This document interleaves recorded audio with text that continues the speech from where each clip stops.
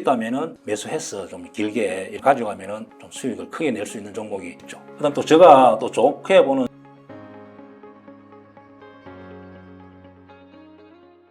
네이버 주가가 그렇게 막 좋지 않은 것 같다가 이 하이퍼클로바 X 이게 오늘 공개가 된 것 같더라고요. 예. 예, 그래서 시간을 보니까 공개가 됐는데 이게 앞으로 좀 어떤 영향을 미칠지 좀 궁금하긴 한데 좀 어떻게 될 거라고 예상을 하시나요? 어려운 질문인데요. 이게 서비스도 보고 막 그래야 되긴 하는데. 네이버, 카카오 두 종목 보겠습니다. 네. 왜냐하면 국민들이 우리 개인들이 많이 가지고 있잖아요. 네. 네이버하고 카카오는 올 때마다 제가 설명을 드린 것 같는데, 자, 네이버는 한번 보겠습니다. 네이버는 일단 1분기, 2분기 실적은 좋게 나왔습니다. 그리고 리포트를 보면은 3분기, 4분기 계속 좋아진답니다. 네. 그리고 자체적으로 뭐 웹툰 광고에서 수익이 이렇게 작년하고 다르게 이렇게 매출이 범위가 좀 확장되면서 이렇게 실적이 좋아지는 것 같습니다. 그래서 이때 실적이 좋다 해가지고 이렇게 많이 오르다가 지수 밀리면서 같이 밀렸습니다. 네. 그리고 오늘 이제 AI 생성 이렇게 발표하면서 오늘 한 6% 정도 올랐는데 제가 볼 때는 장기적으로는 주봉을 한번 보겠습니다.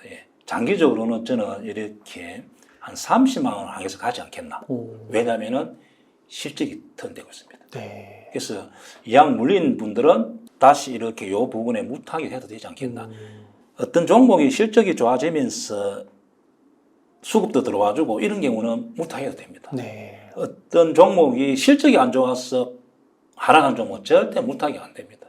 그래서 네이버는 물린 분들은 다시 이렇게 제가 말했던 강남 자리 공간이 좀 놓을 때 그런 자리에서 무타격해도 되지 않겠나. 신금에서도 저는 괜찮다 봅니다. 그래서 하반기 때는 네이버 같은 경우 이렇게 위로 갈 가능성이 많다 보여지고, 그리고 이제 이번에 오늘 발표한 거를 이제 어떻게 시장에서 받아들이는 게 좀 관찰을 해보기는 해봐야 됩니다. 네. 그리고 카카오를 한번 보겠습니다. 자, 카카오 같은 경우 보면은 우리 국민 메신저인데 이렇게 46,000을 찍고 현재 지지가 된 상태에서 이렇게 행보하고 있다, 그죠? 네. 이게 문제는 2분기 실적이 안 좋게 나왔습니다.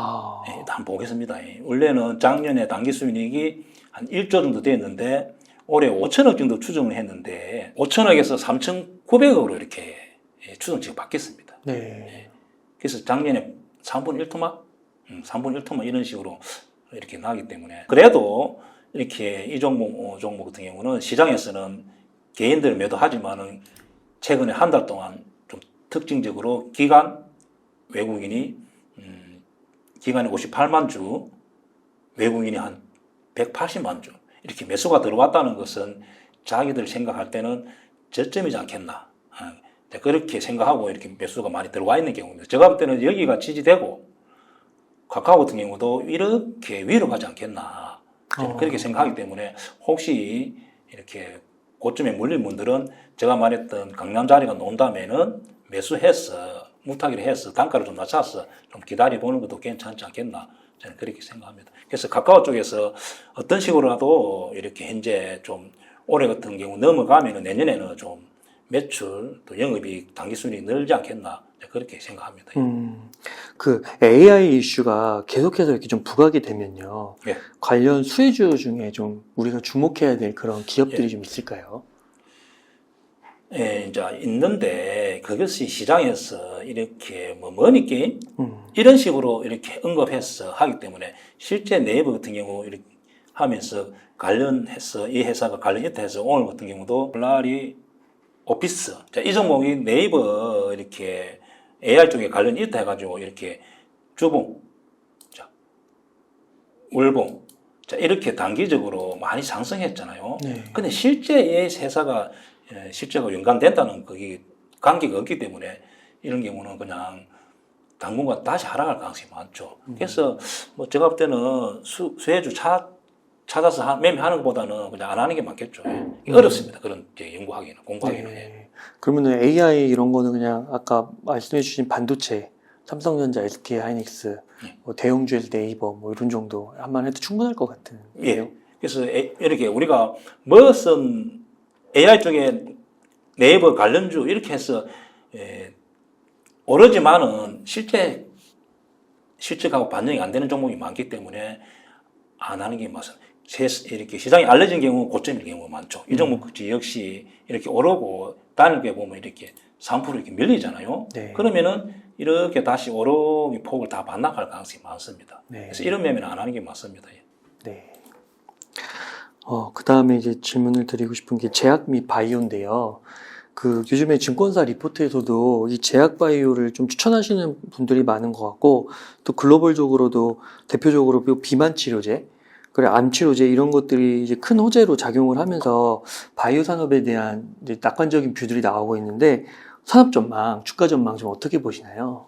제가 주식을 한 20년 하면서 5배, 10배 이렇게 상승한 종목이 거의 바이오에서 나왔습니다. 네. 상승하고 원이지. 셀라젠도 많고 네. 박셀 바이오 같은 경우 다 마찬가지입니다. 네. 그래서 바이오주 분석이 굉장히 어렵습니다.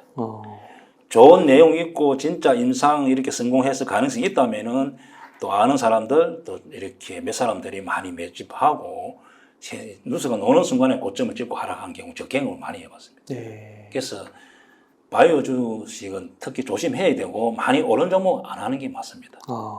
그러나 제가 볼 때는 바이오 주식도 또 잘하면은 거기서 5배, 10배 단기간에 수익 나올 수 있기 때문에 제가 이제 종목을 어떻게 찾아서 매매하는 것을 제가 좀 설명을 드리겠습니다. 네.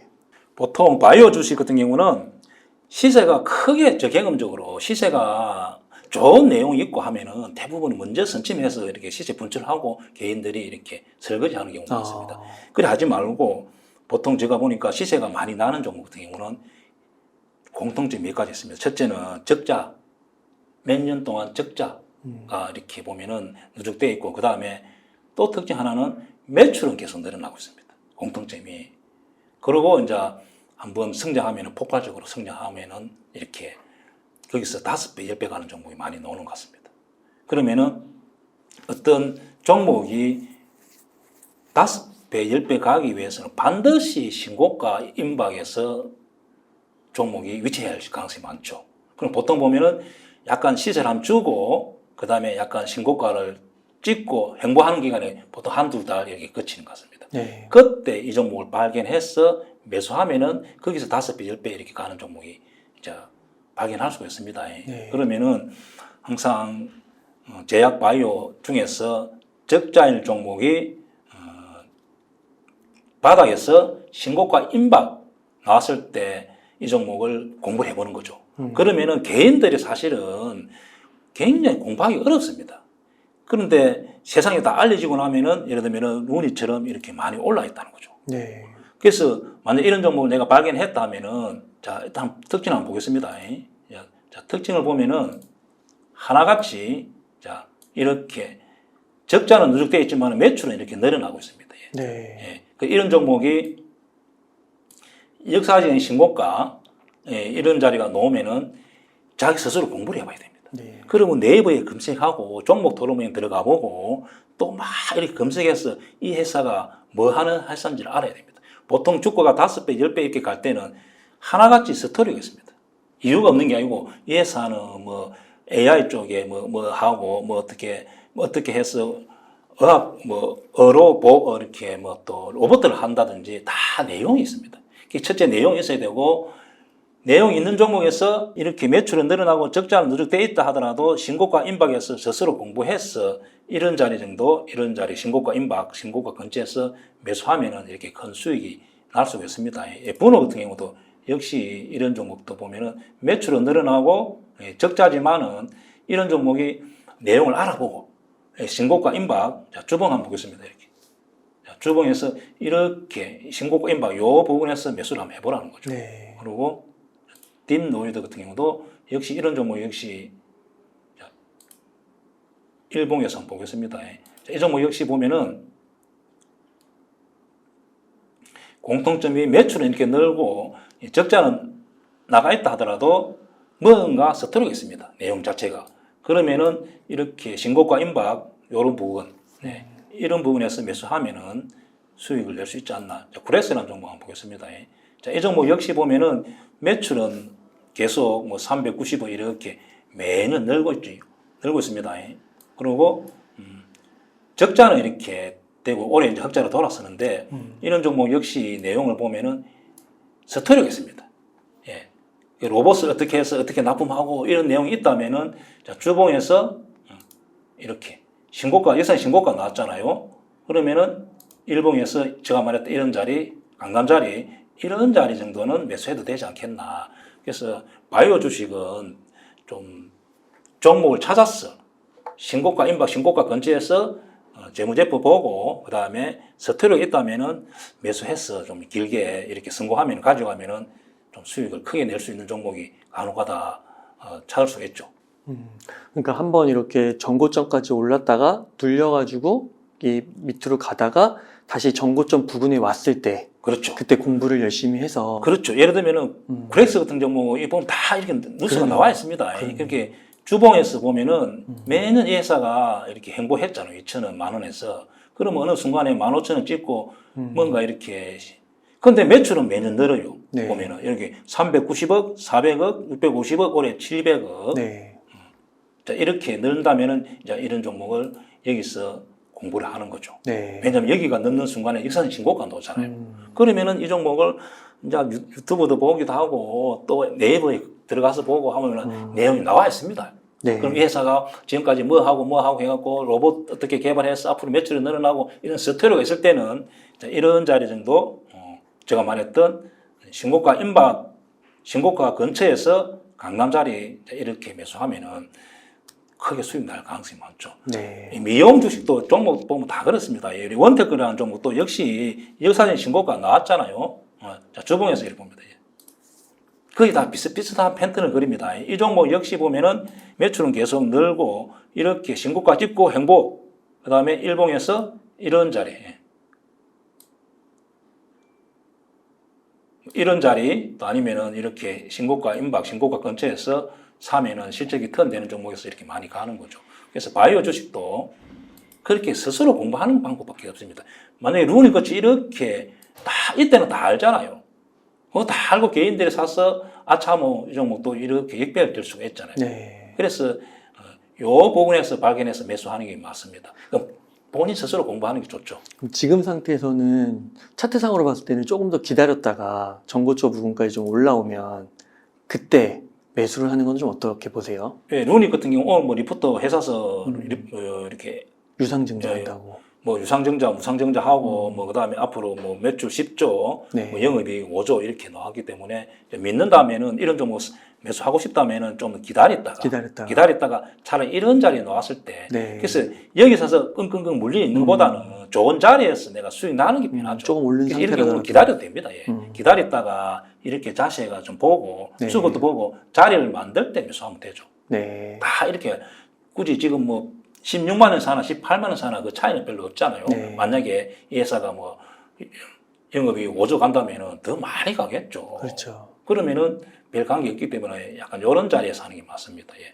좀 오른 상태에서 사도 괜찮아요. 그리고 자리가 좋은 자리에서 하는 게 맞죠. 그러면은 일봉이 열리가 되는 거죠. 제가 말했던 강남 신고가 자리가 좋은 자리가 되는 겁니다. 예. 아, 네. 그 로봇주 좀 얘기, 저 큐렉스 좀 보여주셔가지고 한번 레인보우 로보틱스도 한번 볼 수 있을까요? 예, 이제 올해 같은 경우 로봇주 뭐 AI 그다음에 2차 전지 이렇게 많이 급등했다 그죠? 그럼 로봇주로 제가 한번 보겠습니다. 자, 로봇주 같은 경우는 제일 대표적으로 레인보우. 자, 전반적으로 한번 보겠습니다. 네. 자, 주봉. 자, 주봉에서 이렇게 보면은 대부분이 올 초에 시세를 많이 줬다 그죠? 네. 디보리스 대부분이 이렇게. 로보티저. 자, 로봇 SPG 유일하게 좀 실적이 좋은 종목입니다. 이건 SPC. 그 다음에 대부분이 이렇게 로봇스타.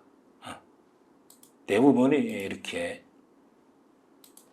고점을 찍고 매물이 쌓여있다. 그죠? 네. 그러면 이런 종목 같은 경우는 소탐 대신 조금 먹을 하다가 손실 날 가능성이 많죠. 그래요. 그래서 당분간 안 하는 게 맞습니다. 아, 저건 네. 앞에가 저렇게 막혀있고 자리가 안 좋아 보이네요. 레인보우 같은 경우 이렇게 고점을 찍고 행보 기간이 길었잖아요. 네. 그럼 이런 자리는 한 번 정도 해보겠지만은 이제는 당분간 올해는 로봇 주식은 안 하는 게 맞습니다. 네. 조금 먹으려 하다가 이렇게 많이 이렇게 반납할 가능성이 많죠. 또 좀 관심 있어 하시는 게 SPG랑 뉴로메카는 실적이 찍힌다고 하더라고요. 그래서 SPG 한번 볼 수 있을까요? 네. SPG도 마찬가지 좋아 보이진 않는 것 같네요. 예, 이제 유일하게 이제 로봇 하면 다 이렇게 간절에 비아령이 들어가잖아요. 이게 굉장히 실적이 좋은 회사인데 유일하게 실적이 찍히지만은 이렇게 현재 이렇게 고점을 찍고 행보하고 매물대가 꽉 차 있잖아요. 네. 그 이런 종목은 이렇게 차트를 보고 기술적 분석해 보면은 여기 물린 사람 너무 많잖아요. 네. 그럼 오르면은 계속 짱돌이 날라옵니다. 그래서 이런 종목은 안 보는 게 맞습니다. 예. 본다면은 예를 들어서 뭐 이런 자리에서 차라리 오히려 이런 자리에서가 좋다는 거죠. 예. 일봉이 열려 있을 때는 위로 쑥 갈 수 있기 때문에 현재는 전반적으로 로봇 주식은 올해는 안 보는 게 맞습니다. 예. 완전 기간 조정은 좀 더 거쳐야 되지 않나 그렇게 보여집니다. 네, 감사합니다.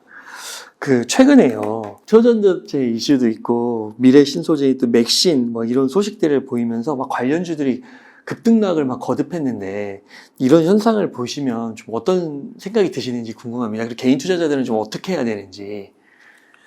테마주가 본격적으로 이렇게 많이 된 경우는 줄기 셰프 테마가 만들어지고 한 10배, 20배 간 종목이 많이 나왔습니다. 자, 원래 테마라는 것은 제가 정의를 하기는 군중 심리로 실적과 무관하게 네. 머니게임 한다 생각하면 됩니다.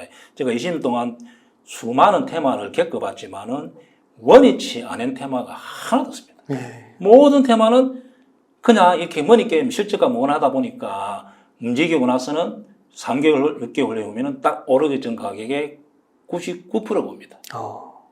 그래서 내가 보유자들은 매도로 대응해 주는 게 맞습니다. 테마주에서 테마가 만들어지면서 이름이 딱 붙는 순간에 대부분 고평가 되어 있기 때문에 매매 안 하는 게 맞습니다. 그래서 제가 최근에 와서는 보니까 쏠림 현상이 좀 심합니다. 옛날에는 이렇게 정도는 안 됐어요. 그래서 지금은 개인들이 AI, 2차 전지 이렇게 뭐 보면서 많이 급등한 종목이 많았잖아요. 그런 생각하면서 이번에 초전도체, 맥심, 또 최근에 또 양자 테마, 또 이런 게 볼 때는 종목 수도 많고 쏠림 현상이 너무 많습니다. 네. 그리고 상승 폭도 옛날에는 뭐 20%, 30%밖에 안 되는데 지금은 5배 이렇게 가는 종목이 있기 때문에 아차 하는 순간에 설거지할 가능성이 많기 때문에 많이 급등했던 종목은 매수 불가. 그리고 내가 보유라면은 매도로 대응해 줘야 됩니다. 예를 들어서 후비스, 뭐 생코 이렇게 원위치하잖아요. 자, 갱동 이런 뭐 초전도체, 뭐 맥심 이런 테마로 이렇게 급등했다 그죠. 최근에 제일 많이 갔던 신성 델타 이 종목 역시 제가 볼 때는 급등하기 전에 15,000원 결국 옵니다.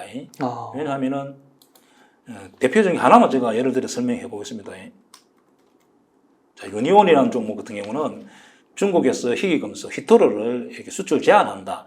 이렇게 이제 뉴스가 나오면서 이 회사는 보면은 실적을 보면 매년 이렇게 보면은 뭐 그만 이렇게 회사는 가만히 있습니다. 회사는 뭐 오히려 작년에 적자, 올해 약간 흑자지만은 회사는 가만히 있는데 이렇게 머니게임을 하다 보니까 급등하고 몇 개월 있으면 원위치 딱 오르기 전 가격 99% 온다는 거죠.